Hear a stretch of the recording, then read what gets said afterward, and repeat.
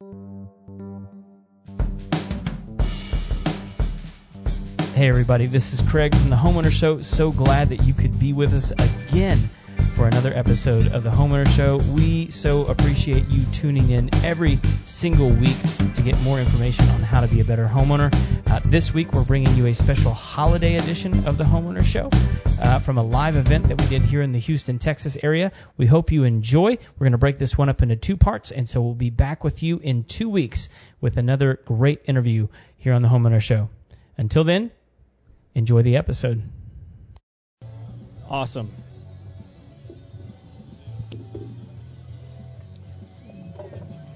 Bum, bum, bum, bum, bum.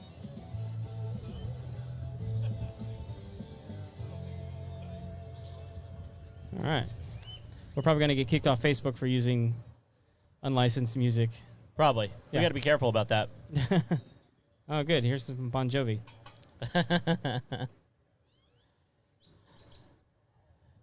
We'll probably wind up in Facebook jail if nothing else. That's cool. Yeah. I've always wanted to go to virtual jail. I've never been there, but what's interesting is once you get there, I think it's real easy to get back. It's much less rapey. Than what? than actual jail. Oh, that. Not that I would know anything about that. You act as if you've got some experience there. I do. Yeah. Well, with jail, not prison. Right. It's a totally different ballgame. Am I even on? Yeah, there you go. Yeah, you're on. I think it keeps going in and out, I thought. But I think we're good. Yeah. We got you. Oh, look, I see us on the Facebook Lives. Yeah? Is anybody watching us? That's the question. We'll see. So far, no. We'll get it up and going here. Yeah. I'm going to share it out I'm going to do that as well. to all the things. We're going to get going here in just a few minutes. Hey guys, what's up? How y'all doing? Good.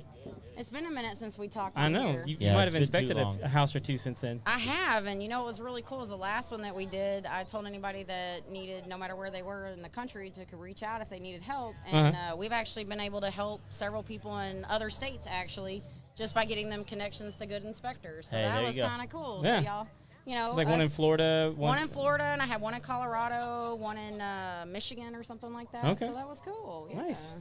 I happen to know a lot of people. And you're a little busy right now, I'd imagine. I am slammed right now. It's great. You know, So the market's crazy. How far out are you? I mean, like, are you just booking them day by day, or are you having to go like, look, I can't get to these 2 weeks? It depends on the week, but Yeah. and if we get a cancellation, either financing falls through or something, but you can always call us. We've got a number of inspectors that we can get you to, and if we can't take care of you, I will find you an inspector that can take care of you. So, you know, we network. We don't believe in competing with each other. At least my little group doesn't. We try and complete you know, whatever the client needs. So, you know, if I'm not the best inspector for the job, say, you know, they've got something that's seriously electrically wrong, I have an inspector that is actually also a master electrician. So, you know, he might be a better fit for their particular inspection. So you do, you know, what suits the client the best is really what our goal is. Nice. Is there anything that's come up that's kind of weird since the freeze? So when a property has a pipe bust, they do not have to disclose water damage like they would if it was flooded. Oh. Really? Not in the same way. So they can say, well, a pipe busted, but they don't have to say my house flooded. But they should really be taken care of kind of in the same manner with remediation and making sure that those areas are treated for any kind of bacterial growth that might occur later. Or, you know, if, like, we had one the other day that had wood floors, and they're like, there's no water damage here. I'm like, man, every single plank of this floor is buckled. Yeah. So you had water at some point, so I'm just saying. But, yeah, so after the freeze, you know, they can say, yeah, pipe bust, but they're not really required to report a flooded-type property. That's crazy. So it's not handled in the same way it would be if it had been a flooded property with remediation certificates and things like that. So it is a little bit different. But, yeah, we've done a lot of damage inspections and stuff and, you know, trying to find where the leak is with infrared. And, you know, it's been fun. It's interesting. Wow. It's very interesting. What? So, I don't understand. Why do they not have to do that then? I mean, like that seems, is that just like a weird loophole in the law, or Yeah. okay? It basically boils down to the state of Texas. Okay. So, Which, while we have some amazing things in place here, we also have some very interesting Yeah. things in place here as well. So, Well, you know. I can imagine that's just going to be a really, really big deal for years to come here, where people may not sell their house now, but they've been living in it. Maybe they forget that they've had some damage or whatever, and never get it fixed. And Yep, and it likes to grow things because we have a very yeah. humid, hot environment, as Yeah. you guys all know. See you, Patrick. So, see, dude. it is what it is, but it's been interesting when people try and hide things that it's like, yeah, well, we can tell, though. Yeah, okay, I can see it. So how does that change the inspector that I find? I mean, it's easy if you live in the Houston area, you call Rikki. Well, yeah. But if you don't live in Houston or you live somewhere else, I mean, Call Rikki and she'll find you one. Okay, there you go. I still can help you, I promise. I know inspectors literally all over the country. You have a massive Facebook group of like.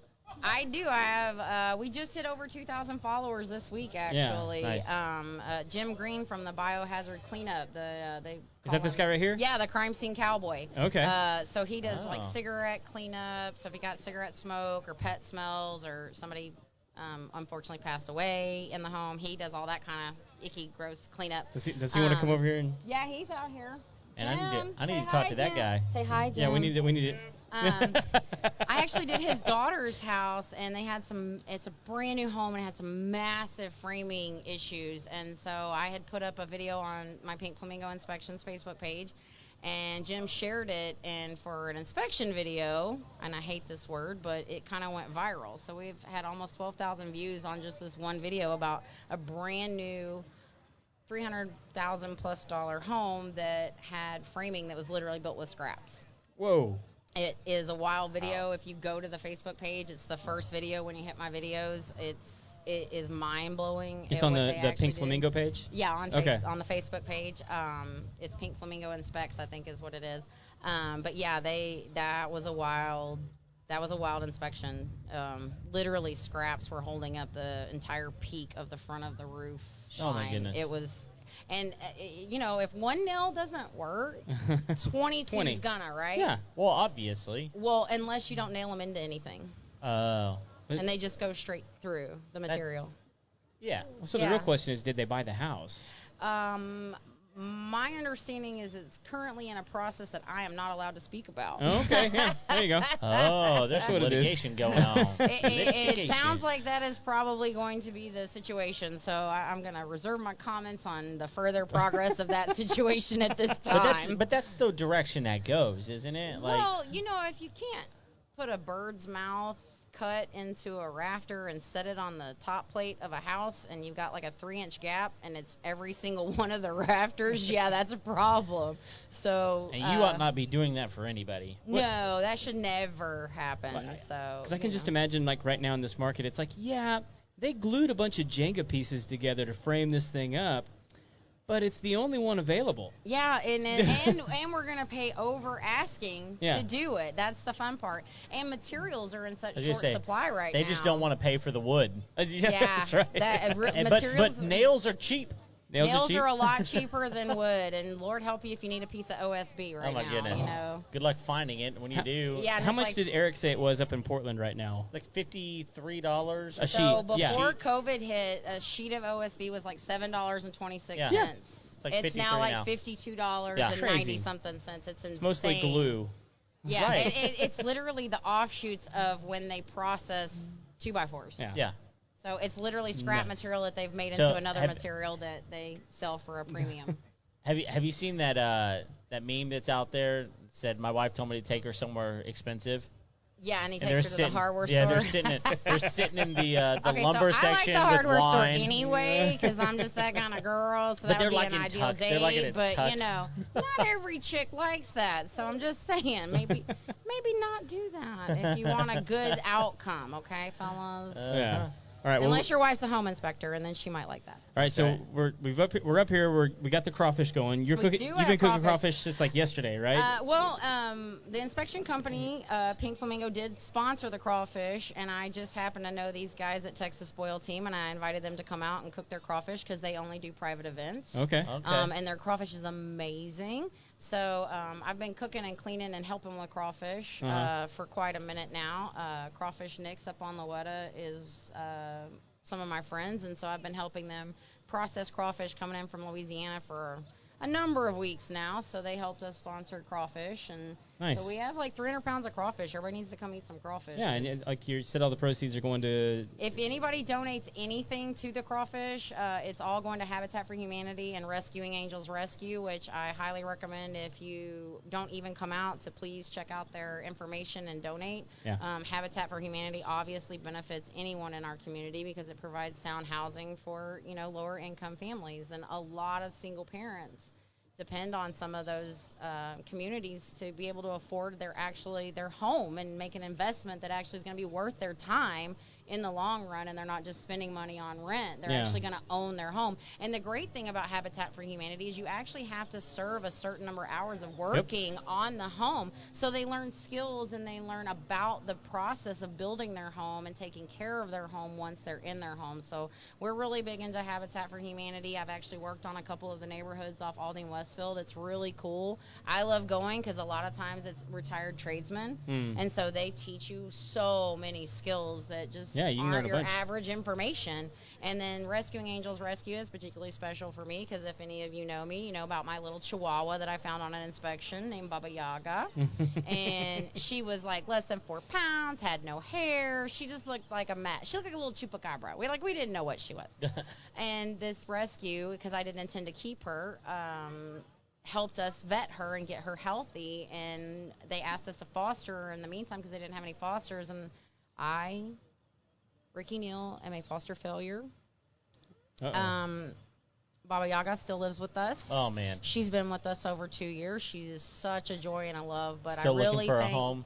Yeah. If you can pry her away from her daddy, you let me know, okay? Her and my husband are real tight. But Lori Haney over at Rescuing Angels Rescue helped us out and helped us save this little dog's life. And she transports anywhere from 100 to 150, 160 dogs a year all over the country to try and find them homes and make sure they're cared for and vetted and loved. And so both of those causes are really close to me and Freddie's heart, and so that's why we were doing this event, and we're going to do another one in the fall. We're going to try and do a happy house haunted home and try and teach people about the process of buying an actual home, from credit score all the way through to maintenance and air conditioning maintenance and plumbing maintenance and just your normal stuff, that not everybody is either taught or knows about, because, not everybody's into doing small maintenance things. Someone starts somewhere. You have everybody. to be. Everybody starts somewhere, and it could be your first home.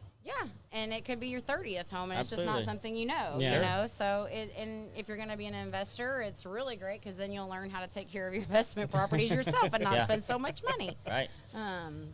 But yeah, so it's been really great. And not only that, I mean, you come out to an event like this, you're going to meet a lot of those people that are going to help you actually get your house in order. Absolutely. And that's, like Jim doing, if you buy a house where, somebody smoked in it for 30 years and that leaves a smell. Yeah. Yes. And it's hard to get rid of that smell. And, Jim can get rid of that smell. And then we have a bunch of agents here and mortgage brokers and investors. And there's that roofer guy right there. And there's a roofer guy. Connor Mack for the win. It's the only shady. No, never mind. I literally have him programmed in my phone as Connor Mack for the win, and I love it when he calls me and I'm in my truck because she says Connor Mack for the win. Nice. But yeah, Connor's great. He helps me a lot on inspections, especially roofs that are extremely tall or extremely high pitch.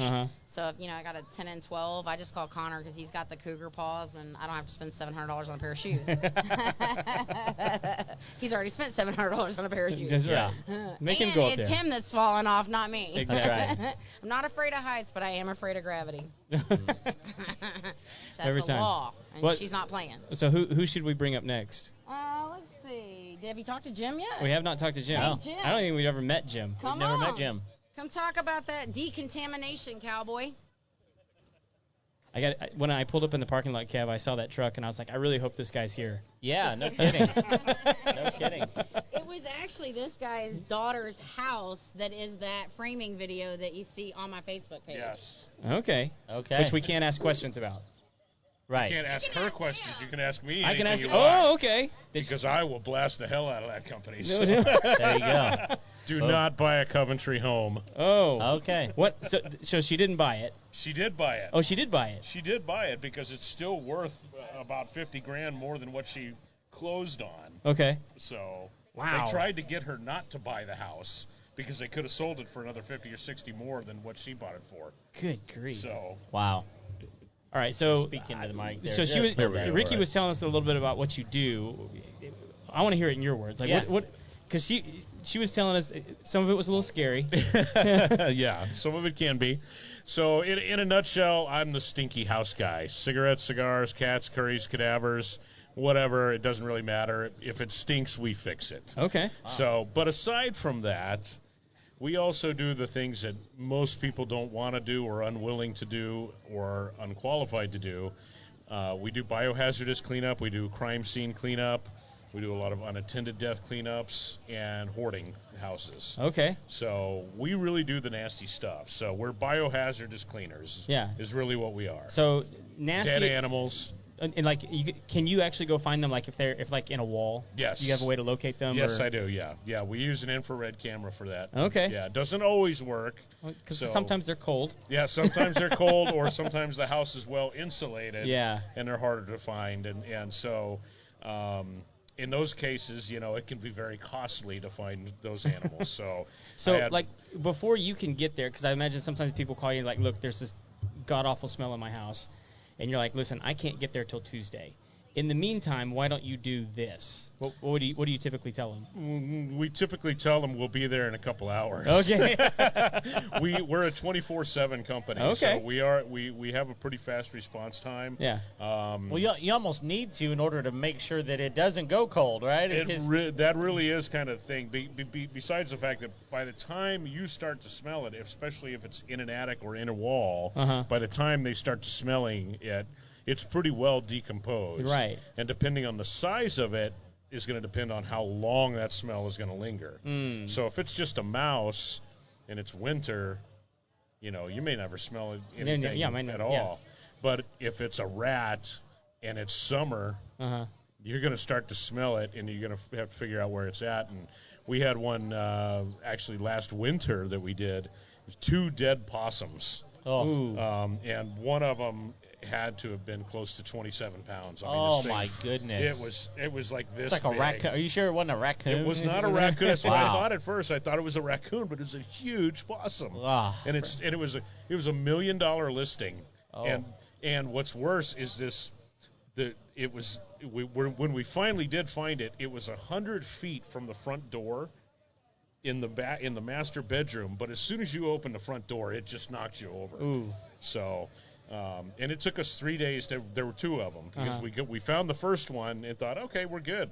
So we did our treatment to get the smell out of the house, but then the smell came back right away. So we knew there was at least one more dead animal in there. So it took us actually 6 days to find all the dead animals in this place and get them out. Wow. And See, you could be a really good resource for Craig here, who does pest control, because a lot of times I would expect that a lot of people don't know who to search for whenever they're looking for someone to do biohazard cleanup. They're probably not looking for that on Google, right? Well, and most people don't know that they want somebody like that. They think, oh, I got a dead animal to deal with. I just call a pest control company. Right. Most pest control companies though, they don't want to come and get your dead animal either.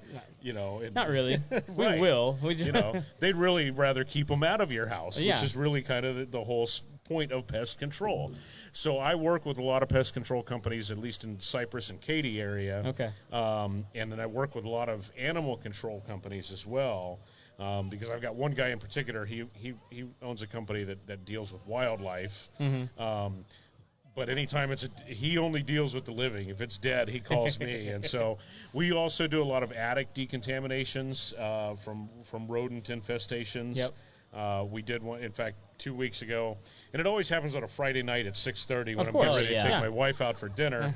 I get a call, and our house smells so bad we can't even go in, and so we go in, and of course, and by the way, I love getting those calls at 6:30 on Friday night when I'm getting ready for a date, because I charge $450 an hour for that. Oh, wow. So please Call call me. me Yeah. on Friday night. That's right. My margaritas are on you. That's right. That's right. But, That place is open late. Yeah, so we got up there.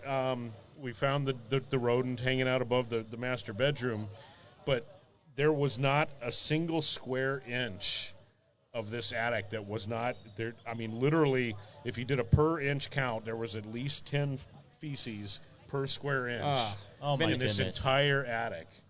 They'd had a problem for a while. Yeah, they had a problem. So we went in, and it took us an entire day, of literally 42 man-hours to clean out and disinfect that attic. Did you have to remove like all the insulation? And Yeah, every square inch of it. Yeah. In that case, when it's that far gone, it all has to come out. Yeah. There are cases that we can go in where if it's a recent infestation, or if it's not so bad, we can just go in. We can, do HEPA vacuum the stuff up, and then decontaminate the entire attic. But this was a thing where the entire attic had to be just completely gutted. It was so And far that's a gone. costly problem. So like, after you're done with that, like unless we're like revealing some industry secret, like what's the process to get the air clean, to get the surfaces clean so it doesn't smell, so that you're breathing?